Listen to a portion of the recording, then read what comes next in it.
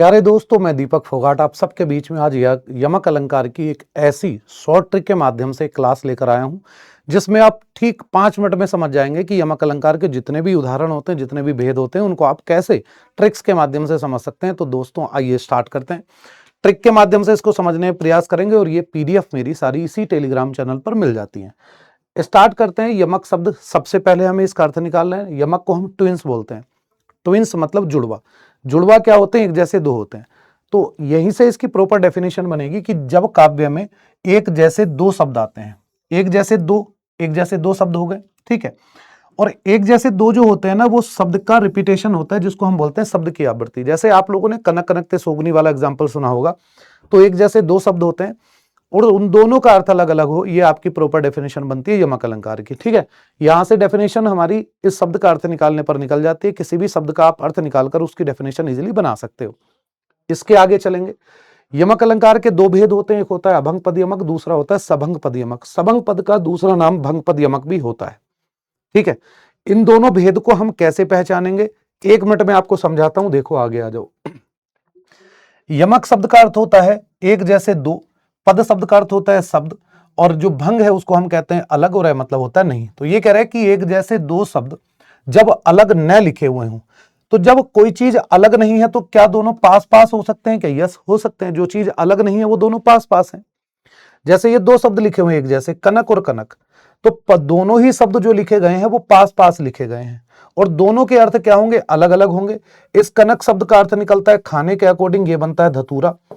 और दूसरा जो कनक शब्द है इसको हम कहते हैं पाय, मतलब कि इसका अर्थ होता है सोना। तो एक जैसे दो शब्द जब अलग ना लिखे हुए हैं, अर्थात दोनों पास पास लिखे हुए हैं, हम इसको कहते हैं कि अभंग पद यमक का उदाहरण है। ये पास पास लिखा हुआ, लेकिन इसमें देखो एक जैसे दो शब्द जो लिखे गए वो दूर दूर लिखे गए हैं। यानी कि एक जैसे दो शब्द जब अलग लिखे हुए हों और दोनों का अर्थ अलग अलग हो, तो उन्हें हम क्या कहते हैं? सबंग या भंग पद यमक कहते हैं। इस सबंग का दूसरा अर्थ जो है, जो दूसरा नाम है, वो भंग होता है, ठीक है। तो काली घटा का घमंड घटा में एक जैसे दो शब्द घटा घटा है। काली घटा मतलब काला बादल, और घमंड घटा मतलब कम हो गया, क्योंकि घटा मतलब कम होने को भी हम कहते हैं। दोनों शब्दों के अर्थ अलग अलग है दोस्तों। तो आप देख पा रहे होंगे कि इसमें पास पास लिखे हुए, इसमें दूर दूर लिखे हुए, दोनों पहचान आप लोग इजीली कर सकते हो। आगे कुछ एग्जाम्पल दिए गए हैं। ये अभंग पद यमक का उदाहरण क्यों है? क्योंकि ये एक जैसे दो शब्द अलग नहीं लिखे हुए हैं। अलग अलग नहीं लिखे हुए तो दोनों पास पास लिखे हुए हैं। इस हरि शब्द का अर्थ होता है विष्णु, श्री हरि, श्री विष्णु जी। और ये वाला जो हरि शब्द है इसका अर्थ होता है बंदर। यानी कि हरि शब्द दो दिए गए हैं, दोनों पास पास लिखे हुए हैं और दोनों के अर्थ अलग अलग हैं। ये आपका अभंग पद यमक अलंकार का उदाहरण है। केवल शब्दों को देखकर आप इसकी पहचान इजीली कर सकते हो, क्योंकि ये शब्द अलंकार का भी भेद होता है। आगे चलेंगे। अभंग पद यमक का ये उदाहरण क्यों है, उसका रीजन ये है, ये लिखा हुआ है कि तेरी बरछीने हैं खलन के। बरछी ने को हम कहते हैं बंछी ने, क्योंकि बरछी शब्द हम बंछी को कहते हैं। तेरी बंछी ने, ठीक है। इस शब्द का अर्थ क्या हुआ? बरछी का अर्थ हो गया बंछी, और ये आ रहा है एक और बरछी ने, ठीक है। तो ये भी लगभग सेम ही है ना। ये रहा बरछी और ये रहा बरछी, और ने रहा ये आपका। तो हम ये कह सकते हैं कि बर छीनने का मतलब होता है कि पति छीन लिए, ठीक है। पति छीनना, इसको हम कहते हैं पति छीनना, ठीक है। और बर मेनली पति को भी कहते हैं, और वर मेनली अगर देखा जाए तो योद्धाओं को भी कहते हैं। खलन का मतलब होता है संसार। इस संसार के जितने भी वीर थे, वर मतलब जितने भी वीर थे, वो इस बरछी ने छीन लिए हैं। एक जैसे दो शब्द दोनों ही पास पास लिखे हुए हैं। ये एग्जाम्पल भी आपका यमक अलंकार का है और अभंग पद यमक का ये आपका एग्जाम्पल बनेगा। आगे चलते हैं। अब बात करते हैं सबंग पद यमक, यानी कि एक जैसे दो शब्द कैसे लिखे हुए होंगे? अलग अलग लिखे हुए होंगे, और अलग अलग लिखे होने के बाद उन दोनों का अर्थ अलग अलग होगा। जैसे 3 बेर खाती है वो 3 बेर खाती थी। तो एक जैसे दो शब्द कौन से हैं? बेर, लेकिन दोनों कहां लिखे हुए हैं? अलग अलग।